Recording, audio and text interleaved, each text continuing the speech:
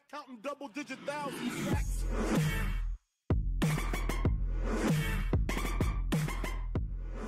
Yo, what is going on, guys? It's your boy Russ back again with some more MLB 20, the show. Diamond Dynasty Ranked Seasons gameplay. This is going to be a little bit different of a MLB video. You know, a lot of the times I've just been pulling them from my stream and I haven't really been showing the team or any upgrades before the game. But I'm going to try to do some of these videos like I do my Madden ones where I show every upgrade. I just had a stroke right there. But where I show every upgrade and every major upgrade and actually show you guys the team before each game. And I picked a hell of a game to go ahead and start doing that because we got Mickey Mantle, Gary Sheffield, and Craig Biggio. Now, for those of you that don't know, anybody that maybe is just watching this video because they're a fan of me and doesn't play MLB The Show, those cards were out at the beginning of the year.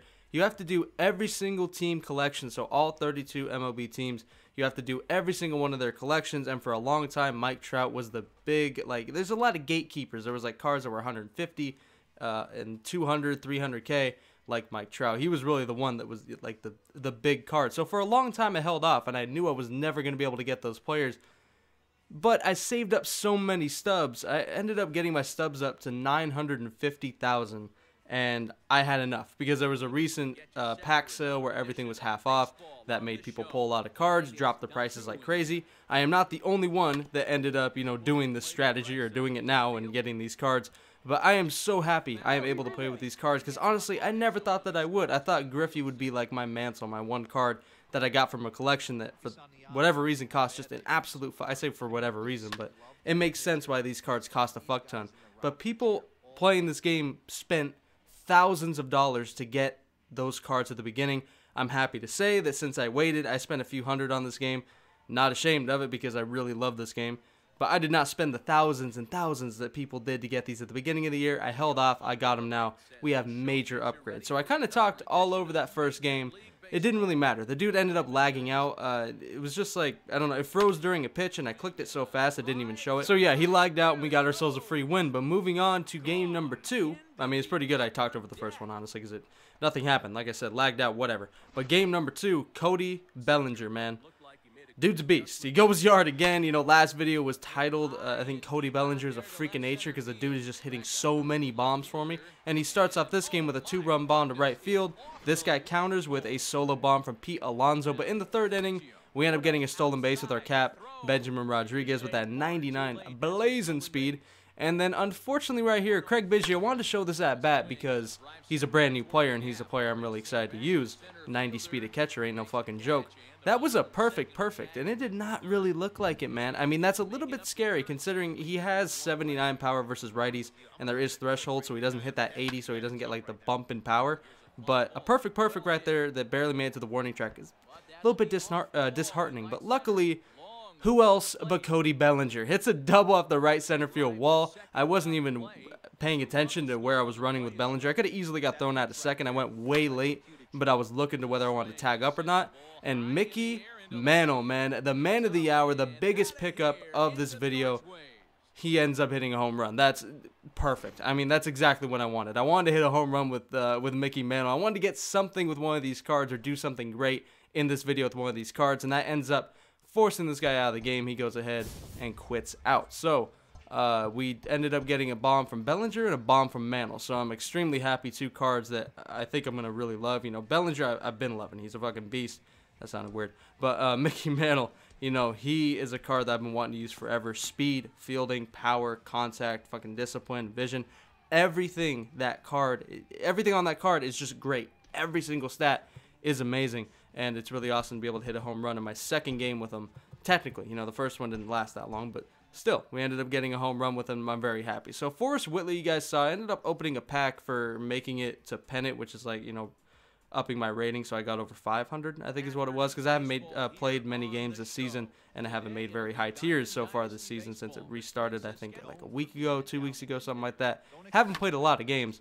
But I ended up using that Forrest Whitley because, you know, I just got him and he looked really good. I figured it's free. So we're going to roll with him in this game. And, I mean, do I even need to say anything? You guys see it. It's another fucking bomb. And who else is it? It's Cody fucking Bellinger. Again, this man, it just cannot be stopped right now. I all of a sudden got into a groove with him, and I just have not come out of it with Belly. I mean, I was hitting like 212 with him for the longest time. Now all of a sudden I'm hitting 260 with like 20 bombs. It's crazy. Really random, but I'm really happy with that card. I ended up showing Mickey Mantle's at bat as well because he hit it all the way to the wall. The dude was literally a centimeter away from the wall. So Mickey Mantle almost went back-to-back home runs in back-to-back games, or back-to-back at-bats in back-to-back games, I should say. But this dude ends up quitting once Ken Griffey Jr. hits a home run. He quit in midair, so it ended up not counting Ken Griffey Jr.'s run towards the stats. You know, don't do that, kids. Please don't, because that's just a dick move. You know, you're taking stats away from my cards, man. I like seeing that shit. But Griffey ends up hitting a home run, but technically he doesn't because that doucher quit while it was in midair. Whatever, I'll move past it. This dude facing a fellow Mariner fan. You know, we struggle together. Even though the Mariners are actually doing decent right now. They're 2.5 games out of the playoffs. So, I mean, if they can somehow do it, my God, I would be so happy, man. So fucking happy. But I don't know. I'm not going to get my hopes up. But I'm facing this fellow Seattle Mariner fan. And look who goes yard, man. You know, Gary Sheffield went yard for him. I haven't done shit with Gary Sheffield yet. But Mickey Mantle, do it again, baby. Do it again. Mickey Mantle gives us the lead 2-1 in this game in the 6th. No, now we're in the 6th inning. I don't know what inning I hit the home run. I think it was the 5th, honestly. I think it was the inning just before this or the 4th. I'm pretty sure it was the 5th, though.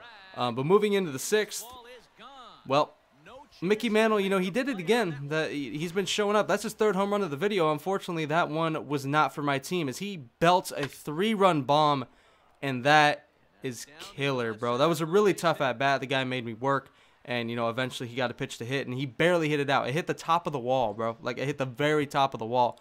Barely got out, like, by a fucking half a centimeter, I swear. But you know what? He hit it, and it was a good shot, and I'll give it to him.